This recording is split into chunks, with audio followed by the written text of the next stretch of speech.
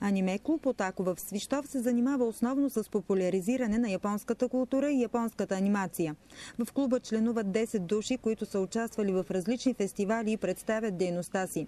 Свищовския клуб е отличен с награди, свързани с японската култура. Първо място на междуфорумен арт конкурс, второ място на българския комекс конкурс, второ място на конкурс за видеоанимация.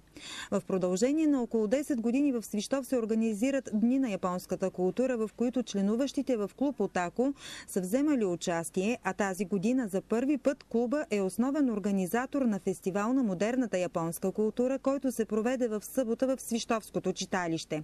Защо решихте тази година самостоятелно да организирате Деня на японската култура и то да бъде под формата на фестивал?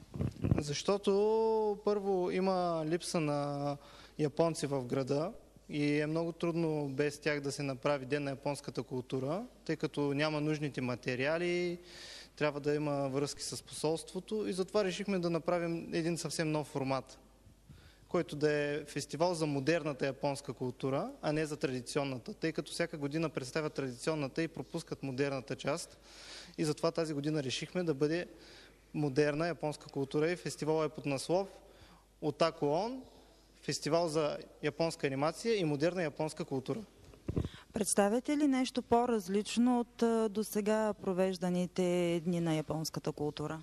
Да, разбира се. Ще има презентации, свързани с индустрията на Япония, с японския език, като нещо по-различно. Също така ще представим презентация за нашия клуб, дейността ни, за японската анимация, също така и за манга, комиксите.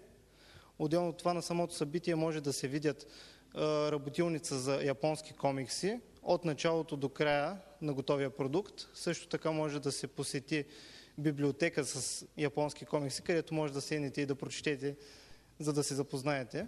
Ще има игрови център, където може да се насладите на нови и стари игрови заглавия и малки работилнички, където всеки може да дойде, да седне и да направи нещо, което след това да си вземе напълно безплатно.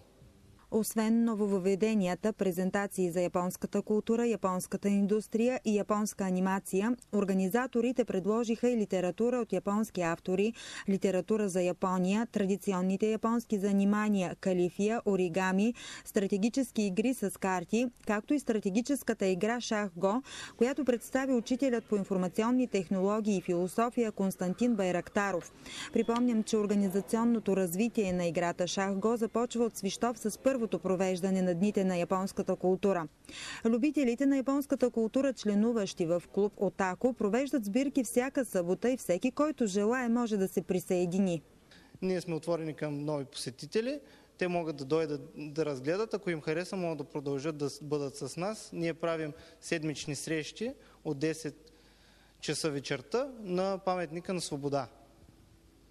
Ако някой иска допълнително да се свърже с нас, може да ни намери също така и на Skype за Керо.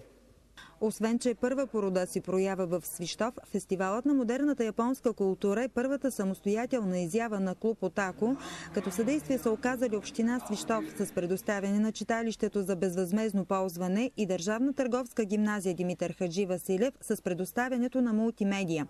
Поканени да открият фестивала бяха кмета Станислав Благов и директорът на Държавна търговска гимназия Румяна Иванова, но нито представители на общинска администрация, нито представители на търговската гимназия уважиха проявата.